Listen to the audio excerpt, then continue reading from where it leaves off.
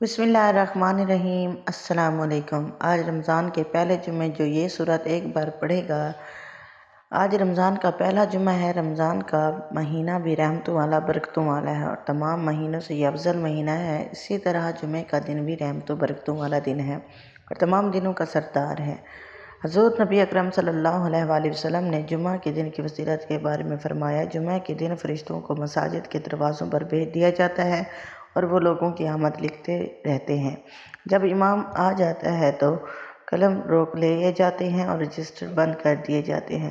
فرشتے ایک دوسرے سے کہتے ہیں، فلاں آدمی کو جمعے میں آنے سے کسی چیز نے روکا ہے۔ پھر کہتے ہیں، اے اللہ، اگر وہ گمراہ ہے تو اسے ہدایت دے، اگر وہ بیمار ہے تو اسے شفا دے، اور اگر وہ تنگ دست ہے تو اسے دولت مند بنا۔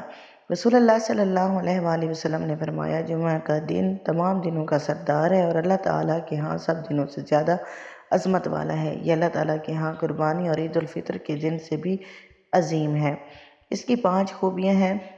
اس میں اللہ تعالیٰ نے آدم علیہ السلام کو پیدا کیا، اسی میں آدم علیہ السلام کو زمین پر اتارا، اسی میں آدم علیہ السلام کو فوت کیا، اسی میں ہی ایک ایسا وقت ہے جس میں بندہ اللہ تعالیٰ سے کوئی بھی چیز مانگے، اللہ تعالیٰ اسے ضرور عطا کرتا ہے، بشرط یہ کہ وہ حرام نہ ہو، اور اسی میں قیامت برپا ہوگی۔ ہر مقرب فرشتہ، آسمان و زمین، ہوا، پہاڑ اور سمندر جمعے کے دن خطرہ محسوس کرتے ہیں۔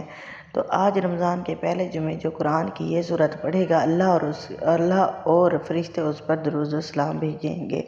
نبی کریم صلی اللہ علیہ وآلہ وسلم نے فرمایا، جو شخص سورۃ آل عمران کو جمعہ کے دن پڑھتا ہے تو اس دن سورج غروب ہونے تک اللہ اور فرشتے اس شخص پر درود و سلام بھیجتے ہیں۔ تو آج جمعے کا مبارک دن ہے اور رمضان مبارک کا مہینہ ہے، تو اس مبارک مہینے میں اور مبارک دن میں اس سورت کو آپ لازمی پڑھیں، اس سورت کی تلاوت کریں، انشاءاللہ پورا سال آپ پڑھ رہے ہیں، اللہ کی رحمتیں برسیں گی۔ تو اس بابرکت دن تمام مسلمانوں کے لیے دعائیں مانگیں، یعنی جو لوگ بیمار ہیں اللہ ان کو شفا دے، جو لوگ بے روزگار ہیں اللہ ان دے، جن کا رزق تنگ ہے اللہ ان کے رزق کو کھول دے، کشادہ کر دے، جو لوگ سالوں سے بے گناہ قید میں ہیں اللہ انہیں قید سے رہائی دے، جو مسلمان کسی ظالم کے ظلم کا شکار ہیں تو اللہ پاک انہیں اس ظالم کے ظلم سے نجات دے، آمین۔ اگر آپ کو ویڈیو اچھی لگی، اسے آپ نے لائک کرنا ہے، شیئر کرنا ہے اور چینل کو سبسکرائب کرنا ہے۔ جزاک اللہ۔